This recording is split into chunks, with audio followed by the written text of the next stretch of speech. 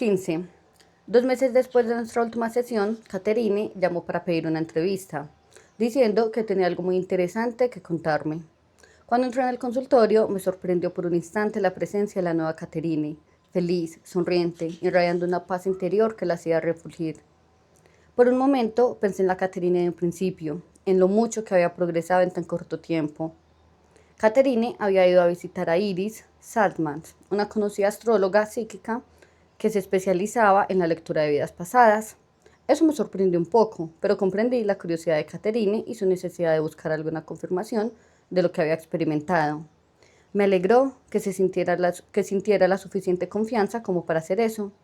En tiempos recientes, una amiga le había hablado de Iris. Llamó para pedirle una entrevista. Sin decir nada, Iris de lo que había ocurrido en mi consultorio. Iris le pidió solo la fecha, la hora y el lugar de su nacimiento. Según le explicó, con eso construiría la rueda astrológica, que, en conjunción con sus propios dones intuitivos, le permitirían discernir detalles de las vidas pasadas de Catherine. En la primera experiencia de mi paciente con una parapsicóloga y no sabía qué esperar. Para asombro suyo, Iris corroboró la mayor parte de lo que ella había descubierto bajo hipnosis. La psíquica fue pasando gradualmente de un estado alterado de conciencia. Lo conseguía hablando y tomando anotaciones en el gráfico astrológico apresuradamente construido. Unos minutos después de haber entrado en ese estado, Iris se llevó la mano al cuello y anunció que en una vida anterior Catherine había sido estrangulada y degollada. El degüello se había producido en tiempos de guerra. Iris veía llamas y destrucción en la aldea, muchos siglos antes. Dijo que, por entonces, Catherine era un hombre joven. Con ojos vidriosos la describió, acto seguido, como un hombre joven vestido de uniforme naval, con unos pantalones negros, cortos y zapatos de vidas extrañas. De pronto se apretó la mano izquierda, experimentó un dolor palpitante, exclamando que algo agudo le había atravesado la mano y que le dejaría una cicatriz permanente. Había grandes batallas marítimas frente a la costa inglesa. Pasó a escribir una vida de navegación. Describió otros fragmentos de vida. Hubo una breve existencia en París, como un niño, que murió joven y en la pobreza. En otra ocasión, fue una india americana en la costa del sudoeste de Florida. Por entonces era curandera y caminaba descalza. Su piel era oscura y tenía ojos extraños. Aplicaba ungüentos en las heridas y daba medicamentos preparados con hierbas. Era muy psíquica. Le encantaba llevar una joya con piedras azules, mucho lapislázuli y piedra roja entre ellas. En otra vida, Catherine fue española y vivió de la prostitución. Su nombre comenzaba con la letra L. Vivía con un hombre mayor. En otra fue la hija ilegítima de un caballero adinerado, que tenía muchos títulos. Iris vio el escudo de la familia en las jarras de la casa grande. Dijo que Catherine era muy rubia, que tenía dedos largos, finos, tocaba el arpa. Su matrimonio fue convenido.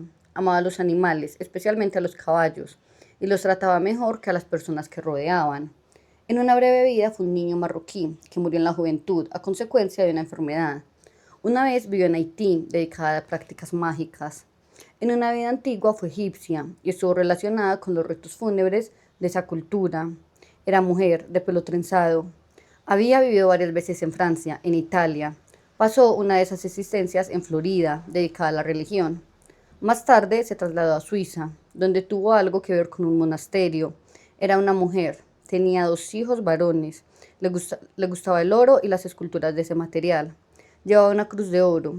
En Francia había estado encarcelada en un lugar frío y oscuro. En otra vida, Iris vio a Catherine como un hombre de uniforme rojo, trabajando con caballos y soldados. El uniforme rojo y dorado parecía ruso.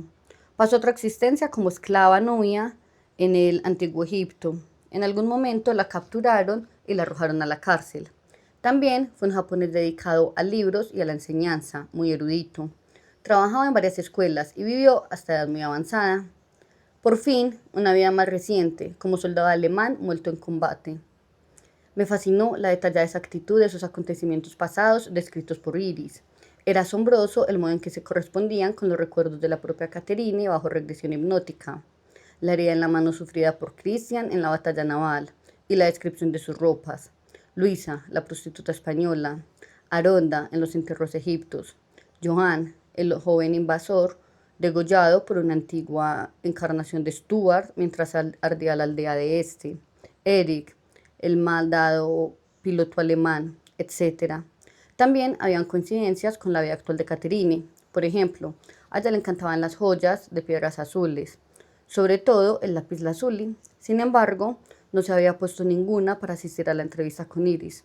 Siempre le habían gustado los animales, sobre todo los caballos y los gatos. Se sentía más a salvo con ellos que con la gente. Y si hubiera podido elegir una ciudad en el mundo entero, habría elegido Florencia. Bajo ningún concepto diría yo que esta experiencia es un experimento científico válido. No habría modo de controlar las variables, pero ocurrió. Creo que es importante relatarlo aquí. No tengo certeza de lo que pueda haber ocurrido ese día.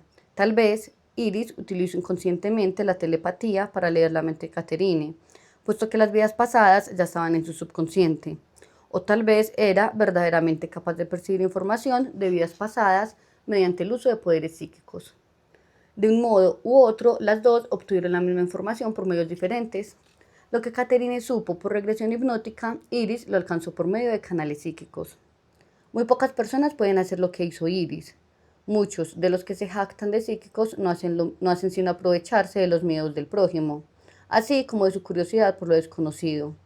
Hoy en día, los falsos parapsicólogos parecen brotar como hongos. La popularidad de los libros tales como Out on Limb de Shirley MacLaine ha provocado un torrente de nuevos mediums en trance. Muchos vagan por ahí, anunciando locamente su presencia, y se ponen en trance, para decirle al público embobado y sobrecogido lugares comunes tales como: si no estás en armonía con la naturaleza no estará en armonía contigo. Estas declaraciones suelen hacerse con una voz muy diferente de la habitual en un medio. Con frecuencia están teñidas por algún acento extranjero. Los mensajes son vagos y aplicables a una amplia variedad de personas. Muchas veces se refieren sobre todo a las dimensiones espirituales que resultan difíciles de valorar. Es importante separar lo falso de lo cierto, para que en ese campo no caiga el descrédito. Hacen falta científicos, conductistas serios para que se encarguen de este importante trabajo, psiquiatras para que efectúen diagnósticos y descarten las enfermedades mentales, las falsedades y las tendencias sociopáticas. También los estadísticos y los psicólogos. Los médicos son vitales para esas evaluaciones y las pruebas posteriores. Los pasos importantes que se den en este campo tendrán que utilizar una metodología científica. La ciencia postula una hipnosis, supuesto preliminar hecho sobre la base de una serie de observaciones para explicar un fenómeno. A partir de ahí es preciso poner a prueba esta hipnosis bajo condiciones controladas. Es preciso demostrar y reproducir los resultados de estas pruebas antes de formar una teoría. Una vez que los científicos obtienen una teoría aparentemente sólida, esta debe ser puesta a prueba una y otra vez por otros investigadores con resultados iguales. Los estudios detallados, científicamente aceptables, de los doctores Joseph B. Ridney, de la Universidad de Duke, Ian Stevenson, de la Universidad de Virginia, Departamento de Psiquiatría, Gertrude Smither, del Colegio de la Ciudad de Nueva York, y muchos otros investigadores serios demuestran que esto es posible. Han pasado casi 4 años desde que Catherine y yo compartimos esta increíble experiencia. Nos ha cambiado profundamente a ambos. De vez en cuando ella pasa por mi consultorio para saludarme o para analizar algún problema que pueda tener. Nunca ha sentido la necesidad ni el deseo de someterse a otra regresión, ya sea para resolver un síntoma o para averiguar qué relación puede haber tenido en el pasado con las personas a quien acaba de conocer. La obra está terminada. Catherine está ahora en libertad de disfrutar plenamente de su vida, sin verse paralizada por sus síntomas incapacitantes. Ha hallado una felicidad y un contento que nunca había creído posible. Ya no teme a la enfermedad ni a la muerte. Para ella la vida tiene un significado y un objetivo opuesto, que está equilibrada y en armonía consigo misma. Irradia una paz interior que muchos desean, pero pocos obtienen. Se siente más espiritual. Para Catherine, lo que ha ocurrido es muy real. No duda de la verdad en ningún fragmento. Lo acepta todo como parte integrante de su persona, tal y como es. No tiene interés alguno en estudiar los fenómenos psíquicos, pues considera que sabe. como nunca podría saber mediante libros o conferencias. Muchas veces la buscan personas que van a morir o que van a perder a un miembro de su familia. Ella parece atraerlos. Se sienta a conversar con ellos y logra que se sientan mejor. Mi vida ha cambiado casi tan drásticamente como la de Caterine. Me he vuelto más intuitivo, capto mejor las partes ocultas de mis pacientes, colegas y amigos. Al parecer, sé muchas cosas sobre ellos, aún antes de lo debido. Mi sistema de valores, las metas de mi vida han adquirido un enfoque más humanista, menos acumulativo. Psíquicos, medios, curanderos y otros aparecen en mi vida con frecuencia, cada vez mayor, y he comenzado a evaluar sistemáticamente sus habilidades. Carol se ha desarrollado junto conmigo. Es especialmente capaz cuando se trata de ayudar en los casos de fallecimiento. Ahora dirige grupos de apoyo para pacientes que agonizan por el SIDA. He comenzado a meditar, cosa que hasta hace poco creía factible solo para hindúes y californianos. Las lecciones transmitidas por medio de Caterine se han convertido en parte consciente de mi vida cotidiana. Al recordar el significado más profundo de la vida, al pensar en la muerte como parte natural de la existencia, me he vuelto más paciente, más empático, más afectuoso. También me siento más responsable de mis acciones, tanto las negativas como las elevadas. Sé que habrá que pagar un precio. Lo que circula siempre vuelve. Aún escribo artículos científicos, doy conferencias en congresos de profesionales y dirijo el departamento de psiquiatría. Pero ahora vivo entre dos mundos, el mundo fenoménico de los cinco sentidos, representado por el cuerpo y las necesidades físicas, y el mundo mayor de los planos no físicos, representados por el alma y el espíritu. Sé que los mundos están vinculados, que todo es energía. Sin embargo, muchas veces parecen guardar gran distancia entre sí. Mi trabajo consiste en conectar esos mundos, en documentar cuidadosa y científicamente esa unidad. Mi familia ha mejorado. Tanto Carol como Amy han descubierto en sí capacidades psíquicas que superan el promedio normal y alentamos alegremente el desarrollo de estos poderes. Jordan se ha convertido en un potente y carismático adolescente, líder por naturaleza. Por mi parte, por fin me estoy volviendo menos serio y a veces tengo sueños que se salen de lo común. En los meses que siguieron a la última sesión de Caterine, en mis sueños comenzó a aparecer una tendencia peculiar. A veces tenía un sueño vívido, en el cual me encontraba escuchando una conferencia o formulando preguntas al conferenciante. El nombre de ese maestro era Filón. Al despertar, a veces recordaba parte del material analizado y lo anotaba. Aquí incluyo algunos ejemplos. El primero era una conferencia en la cual reconocí la influencia de los mensajes de los maestros. La sabiduría se alcanza con mucha lentitud. Esto se debe a que el conocimiento intelectual fácilmente adquirido debe convertirse en conocimiento emocional o subconsciente. Una vez transformado, la huella es permanente. La práctica conductista es el catalizador necesario para esta reacción. Sin acción, el concepto se marchita y desvanece. El conocimiento teórico sin aplicación práctica no es suficiente. Hoy en día se descuida el equilibrio y la armonía. Sin embargo, son las bases de la sabiduría. Todo se hace en exceso. La gente se excede en el peso porque come demasiado. Los deportistas descuidan aspectos de sí mismos y de los demás por correr en exceso. La gente parece excesivamente mezquina. Se bebe demasiado, se fuma demasiado, se parrandea demasiado o demasiado poco. Se conversa demasiado sin satisfacción, se tienen demasiadas preocupaciones, hay demasiadas ideas en blanco o negro, todo o nada. La naturaleza no es así. En la naturaleza hay equilibrio. Los animales destruyen en pequeñas cantidades. Los sistemas ecológicos nunca son eliminados en masa. Las plantas consumidas vuelven a crecer. Las fuentes de sustento proveen y vuelven a reponerse. Se disfruta de la flor, se come de la fruta, se preserva la raíz. La humanidad no ha aprendido el equilibrio, mucho menos lo ha practicado. Se guía por la codicia y la ambición, se conduce por el miedo. De este modo acabará por aniquilarse, pero la naturaleza sobrevivirá al menos las plantas. En verdad, la felicidad arraiga en la sencillez.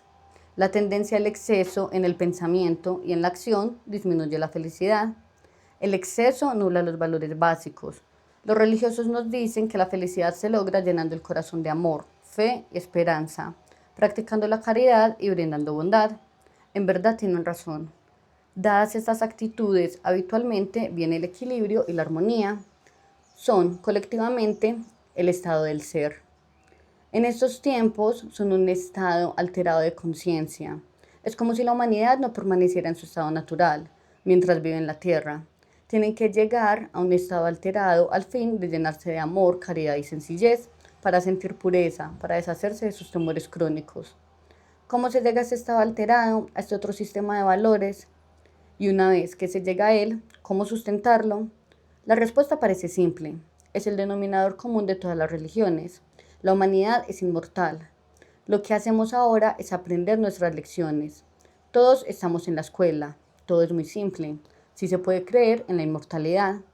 Si una parte del ser humano es eterna y en la historia hay sobradas evidencias para pensarlo así, ¿por qué nos tratamos tan mal? ¿Por qué pasamos por encima del prójimo en provecho personal? Si en realidad estamos desechando la lección. Al parecer, todos vamos hacia el mismo sitio, aunque a diferente velocidad. Nadie es más grande que los otros. Analicemos las lecciones. Intelectualmente, las respuestas siempre han estado ahí, pero esta necesidad de actualizarlas por experiencia, de hacer permanentemente la huella subconsciente al emocionalizar y la práctica del concepto es la clave de todo. No basta memorizar en la escuela dominical, parlotear sin practicar de nada sirve. Resulta fácil leer sobre el amor, la caridad y la fe, o conversar sobre ellos, pero practicarlos, sentirlos, requiere casi un estado alterado de conciencia. No se trata del estado transitorio inducido por las drogas, el alcohol o una emoción inesperada. El estado permanente se alcanza mediante el conocimiento y la comprensión. Se mantiene mediante la actividad física, mediante la acción y la práctica. Consiste en tomar algo casi místico y transformarlo en cosa de todos los días mediante la práctica, haciendo de esto un hábito. Comprendamos que nadie es mejor que el otro. Sintámoslo, practiquemos la ayuda al prójimo. Todos remamos en el mismo bote. Si no lo hacemos juntos, nuestras plantas se encontrarán muy solas. Otra noche, en un sueño diferente, hice una pregunta.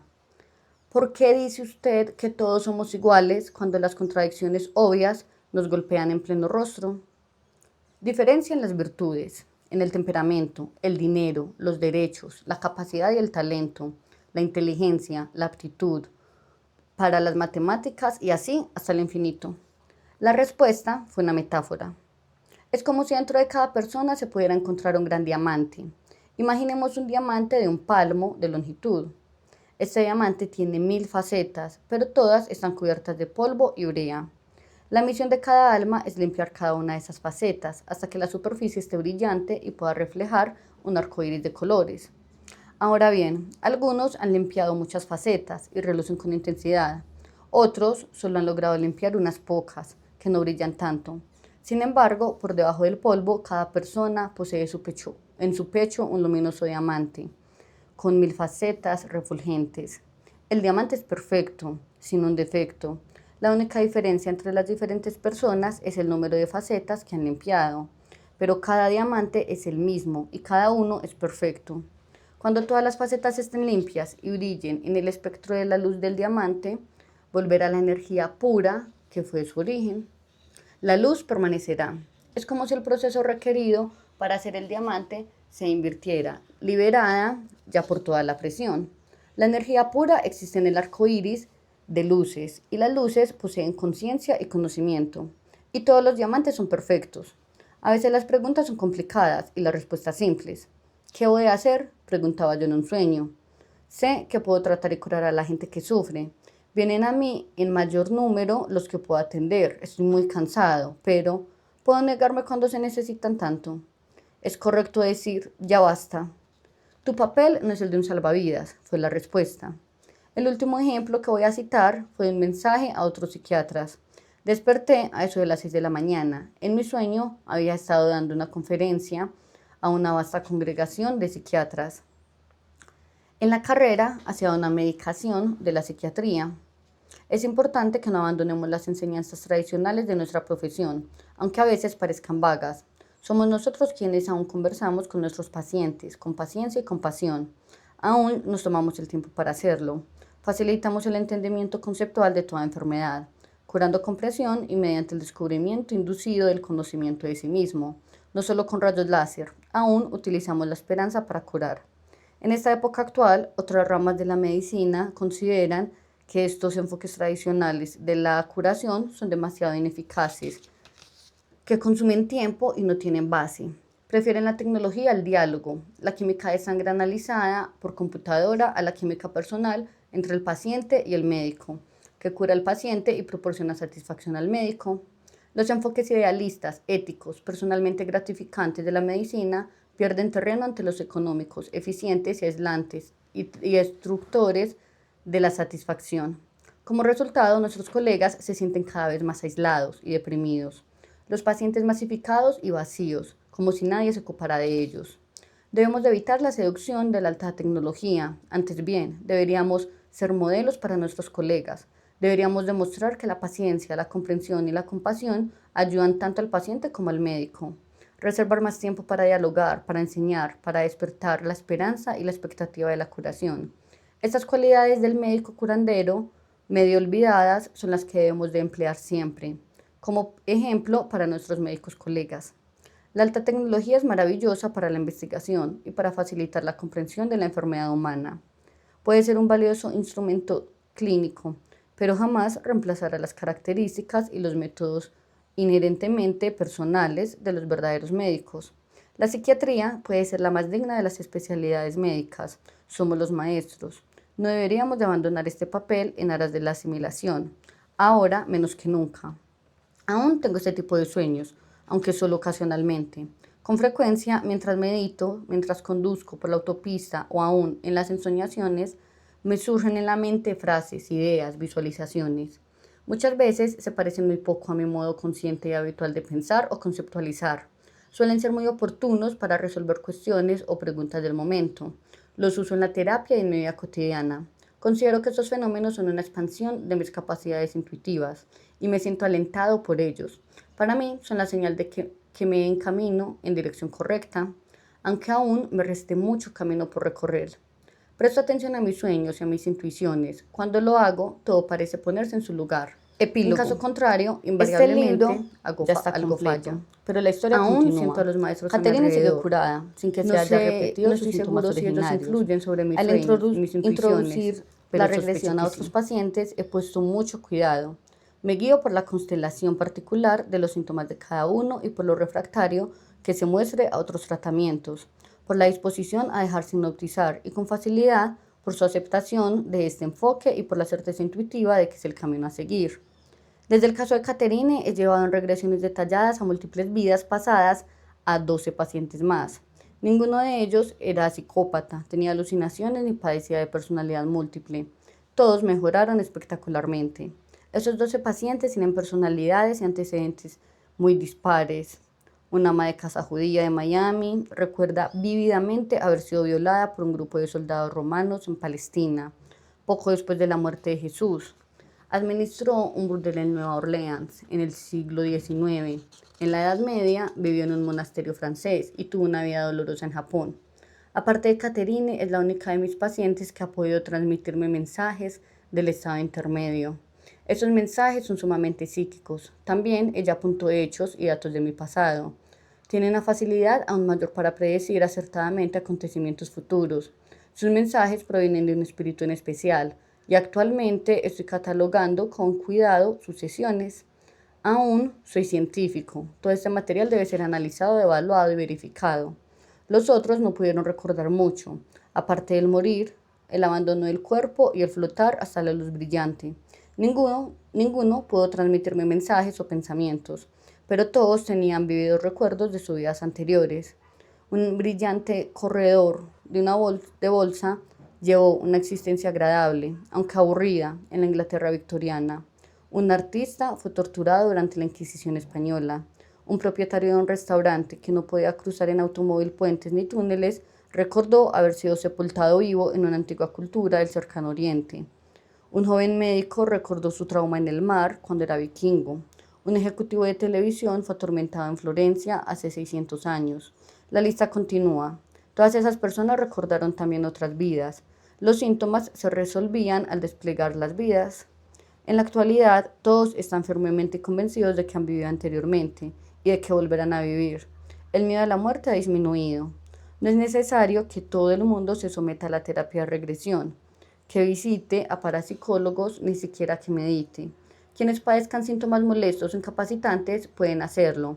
En cuanto al resto, la tarea más importante consiste en mantener la mente abierta.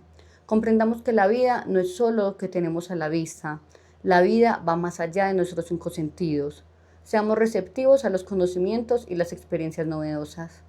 Nuestra misión es aprender, llegar a ser como Dios mediante el conocimiento. Ya no me preocupa el efecto que pueda tener este libro en mi carrera. La información que he compartido es mucho más importante.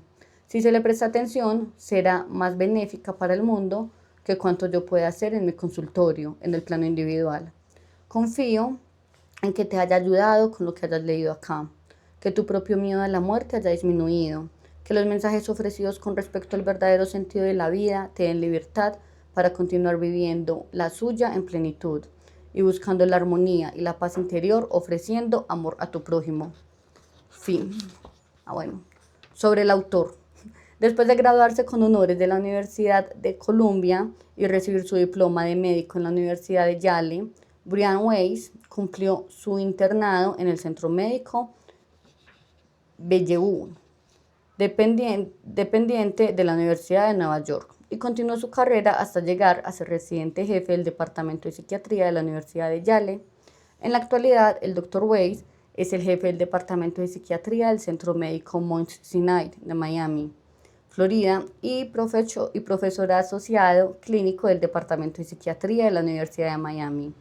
Está especializado en el estudio y el tratamiento de la depresión y los estados de ansiedad, los trastornos del sueño, el abuso de drogas, la enfermedad del Alzheimer y la química cerebral. Ahora sí, fin. Muchas gracias por haber leído conmigo. Recuerda suscribirte y activar las notificaciones para que no te pierdas ningún capítulo de los próximos libros que continuaremos leyendo. Chao, chao.